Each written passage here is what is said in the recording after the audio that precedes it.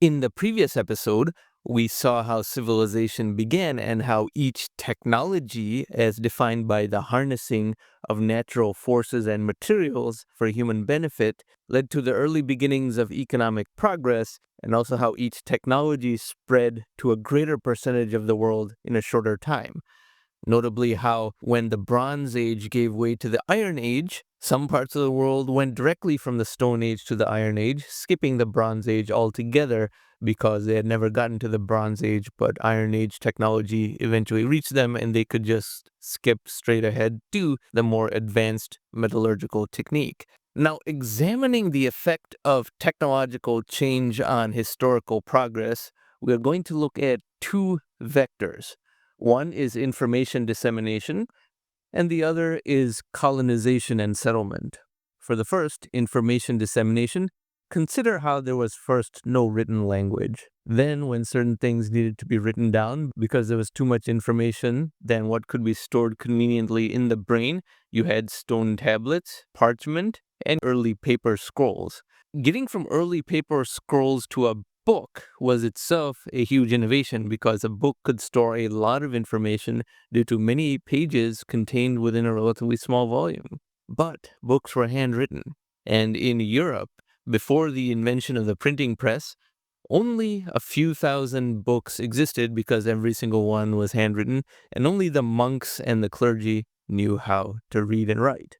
Emperor Charlemagne in the 8th century AD was someone who really wanted to learn how to read and write because most kings of his era were illiterate. He was the most powerful man in Europe and certainly one of the most powerful in the whole world. He had more resources at his disposal than anyone else in Europe had, possibly anyone else in most of the world. And he tried really hard. He hired tutors, he tried everything, and by the time he was 50 years old, he had learned how to read, but he never could quite learn how to write. And teachers could not teach him how to do that because there were not teaching techniques. This is how hard it was. Even for an emperor with unlimited resources, he could not brute force teach himself this. And the printing press was still a good 700 years away. Then when the printing press finally emerged, Europe went from having just 10,000 books because they were all handwritten to 10 million books in a relatively short time. And this created an explosion of literacy in Europe and also in the rest of Eurasia because now you could make hundreds of copies of the same book. You could start to even have schools. This was a huge increase in literacy. This also increased the number of knowledge-based professions that were possible, but it also increased the demand for light that could exist during nighttime because only in the daytime was it bright enough to read, unless you read by candlelight, which was very suboptimal for reading. We will come to that in more detail in the next episode. Now we go to the second demonstration of technological progress throughout the historical progression, that of colonization and settlement. Let us examine how the Vikings left Scandinavian shores and went to Iceland and later to Greenland. Iceland did not have any humans until 874 AD, so the 9th century AD. As you can see from this chart over here, Iceland was colonized by these Norse people, the purple. Once this was established, they started to colonize Greenland.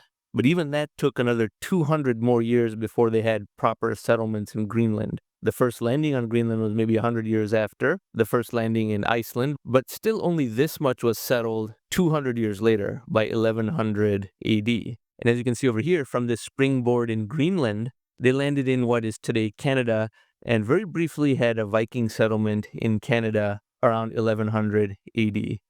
But this couldn't last. Between the conflicts with Native American tribes and other hardships, this was surrendered pretty fast. The supply chain was not well established. Even Iceland was dependent on resources from other parts of Europe, and then resources from Iceland were in support of the Greenland colonies, and then from there, whatever supplies could be sent to the colonies in what is now Eastern Canada was very, very limited.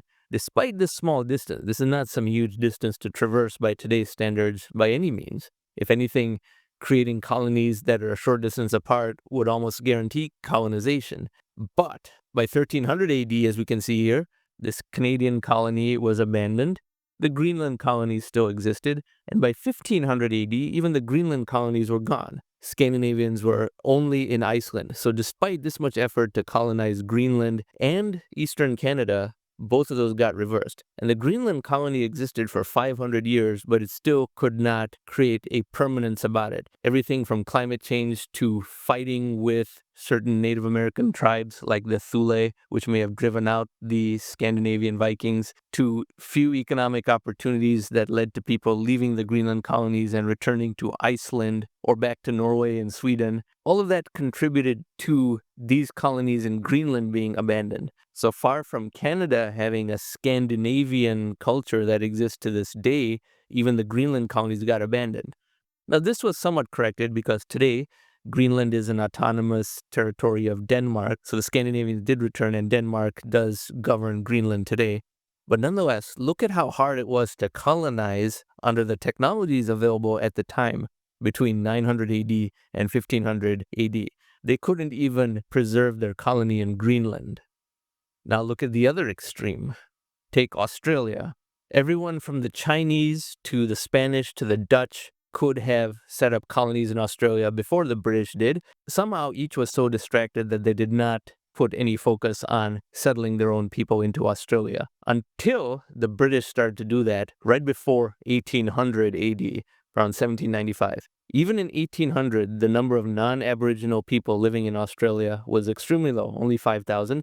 But because the apparatus of colonization was so advanced then, the British Empire had colonies in North America. They had colonized existing people in the Indian subcontinent, in Malaya, which today is Malaysia, and in East Africa. They had the process of colonization down to an entirely turnkey basis.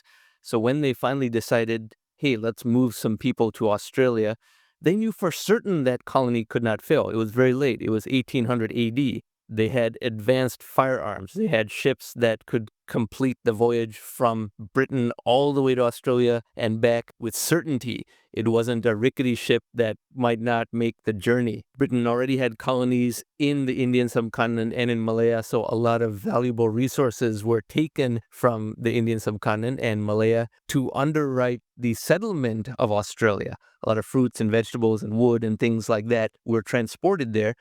So when Britain started to put people there to live there, it was certain that those colonies would succeed because, again, this was very late. This was 1800 AD. There was no chance of a reversal of colonization like the Vikings saw in eastern Canada and even Greenland. When Britain said, oh, let's get around to putting some people in Australia and obviously therefore New Zealand as well, it was a certainty that technologies available in the United Kingdom would also be available in Australia, and technology transfer between Australia, New Zealand, and the United Kingdom and Canada, which is also part of the British Empire, was pretty seamless and automatic because it was an integrated platform of technological implementation. The British Empire is one of the best examples of a late mover advantage. They were one of the last of the Western European countries to colonize the Americas. The Spanish, Portuguese, and French were before them, yet the British Empire put their language into at least most of the northern continent, North America. The British Empire was also one of the last European powers to colonize the Indian subcontinent. The Portuguese went there much sooner, as early as 1498, but the British colonization of the Indian subcontinent began in 1757, and that's why the English language is so pervasive over the course of the world, the ultimate late mover advantage. Of course, the final chapter is not written because everyone that the British Empire taught English to can go to all parts of the English-speaking world very easily as well. But as we conclude this episode of this playlist, I want you all to think about how technology made things easier as time progressed. What was extremely difficult at one point became very easy and turnkey sometime later. Whether it was learning to read or distributing a lot of books or colonizing a new landmass. We can see that what was next to impossible at one point became quite easy some centuries later because each technology built on existing technologies and the exponential progress caused huge improvements in shorter and shorter time intervals. Now in the next episode, we will focus on the Industrial Revolution and what that meant.